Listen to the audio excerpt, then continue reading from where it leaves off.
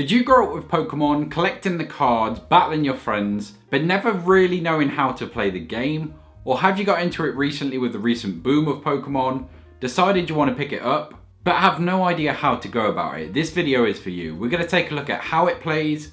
In the next video, it's going to be deck building and slowly take you through the process. So let's not waste any time. Let's get over to the table and start with some of the basics.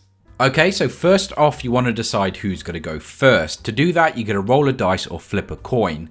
Now, normally you're going to use a dice, odds representing tails and evens representing heads. You're going to roll that, let somebody call it, and then decide if you want to go first or second if you win. In the Pokemon TCG, you will have a 60 card deck. In the deck, you're going to have things like trainer cards, Pokemon, and energy cards. You're going to use these in combination. There are a few different types of trainer cards like supporters, items, stadiums, but we'll get into that in a more in-depth video. For now, give your deck a good shuffle. Now, whenever you shuffle your deck, you should give your opponent the opportunity to cut it like so, and they'll probably do something like this, like just cut it in half, and it's just good practice to do so.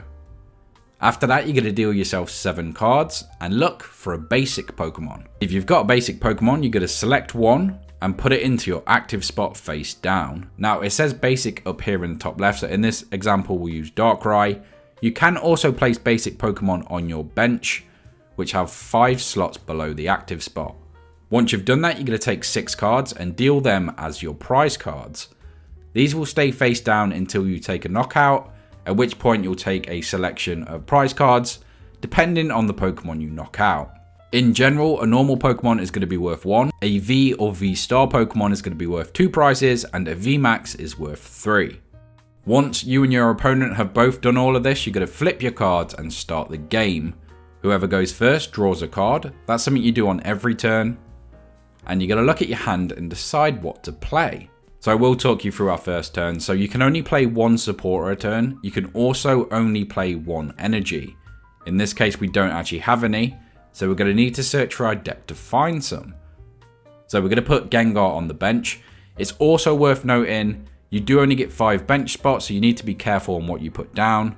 In this example, we're going first, so we can't actually use the supporter card, as on the first turn, you're not able to play one or attack. So let's play Ultra Ball. So we have to discard 2 cards, but then we can search out any Pokemon from our deck. So in this example, I'm going to discard our other Ultra Ball, and we'll also get rid of a Darkrai as we've already got one in play. And then I get to search my deck for a Pokemon. Now there are Pokemon in the TCG which are consistency cards. Stuff that helps you draw more cards when you need to. So in this example we could grab something like a Crobat V, which says when you place it onto your bench you can draw up until you have 6 cards. It's always really good practice whenever you search your deck for a Pokemon or any reason, you take a look and see what you're missing. Obviously 6 of your cards from your deck are going to be in your prizes. It's always good to work out what they are and know what you don't have access to. So in this example I would shuffle through, see which 6 are missing or which important cards are missing at least, and then I have some idea going forward in the game. In this example I think I'm just going to grab a Bidoof. Obviously I can evolve that next turn into a Bibarel, which means we can draw cards using something like Industrious Incisors. So I'm just going to show you that here.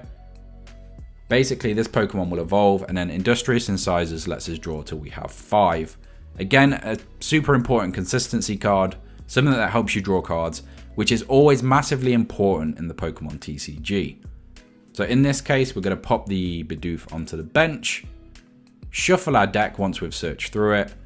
Again, we would offer our opponent the opportunity to cut, and then we would continue with our turn. Now, we've only got 3 cards left and there's not much else we could do with our turn.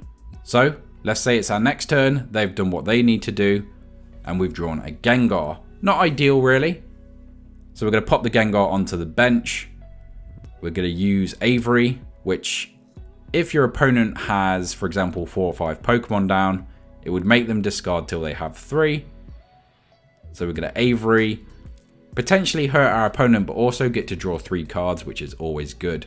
Normally your supporter cards are going to draw you cards, or they could be special effects like Boss's Orders, which lets you bring up Pokemon from the bench. Now in this example we have finally got an energy. We've also got Trekking Shoes. So this lets you look at the top card, then you can decide if you want to keep it or throw it away. If you throw it away, draw another card. Again, a super consistent card just to help you dig through your deck and find what you need. In this example, I think the best thing we can do is Ultra Ball again, so we have to throw away 2 cards, and then we can go and search out that Bibarel we spoke about before. And that means we can draw up until we've got 5. In this example, we're going to draw an entirely new hand as we have no cards currently in our hand. So we take Bibarel from there, we evolve onto there. It's very important that you shuffle before you do any effects. Obviously, we've seen the order of our deck, and it's important it's shuffled before we continue. Again, you would offer your opponent the chance to cut, and then you would use the ability. 5 new cards, and it's interesting. We've got a lot of dark patches. So basically, they let you attach an energy from your discard pile to the bench. So we could actually use one of those now, and I think we will, as we haven't actually had a chance to use energy yet. So we could throw that onto the Gengar. That doesn't count as attaching for the turn. Obviously, that was used from an effect of a card, so we can still attach normally there. And now actually we're in a fairly good position. So Darkrai V-Star also has an ability. Once you use it, you flip it over to signify it. But in this case, we're able to grab 2 item cards from the discard. Now, we don't have much going on in our hand, so it does mean we can grab stuff like Trekking Shoes, or it could be Ultra Ball or other cards we've already played. Again, it's a good way to reuse stuff. It's a good way to cycle through our deck. It's a good way to keep things going. So in this case, it looks like we're going to grab another dark patch in case we need it later. And we're going to play this Trekking Shoes. If you can't remember, we look at the top card of our deck. If we want it, we take it. If not, we throw it away and draw a new card. So in this case, we're going to keep digging. So we have found another energy, so we're good for the next turn. And we would pass to our opponent. Pass back to us, we draw again. So we've hit another Trekking Shoes. So in this case, it's going to let us do the same thing. Look at the top card. Do we want that card? In this case, we do. So Air Balloon allows us. So you can see here, Darkrai has 2 retreat. That means if we want to get him out of the active spot, we need to throw away 2 energy. Currently, he has 0. We can only attach 1 a turn, so it's going to take us a long time to get him out of the active. So in this case, we attach Air Balloon and he can retreat for free. Retreating means he moves from the active spot to the bench and we promote another Pokemon. So in this case, we're going to send up the Gengar, which already has 2 energy attached, and he can use Fear and Panic. So Fear and Panic says this does 60 for each V or VMAX V-Star on your opponent's side of the board. So in this example, let's say they have 3 like we've got set up. So Fear and Panic for 2 Darkness Energy would do 180 damage. Now let's attach another one and we can actually use his more powerful attack, meaning we can take a knockout even easier. We're going to bench a Pokemon and we're going to Industrious Incisors to draw more cards. We've got every dark patch in our deck. You can only run 4 of 1 card in a deck, so we've somehow managed to grab them all. And let's say in this example, like I say, 250 is enough to knock out most Pokemon. Let's just take a quick look. So if we knocked out a V or V-Star, it would be 2. So we would take 2 prizes. In this case, we've got more goodies to use. We've got an energy and an Air Balloon for next turn.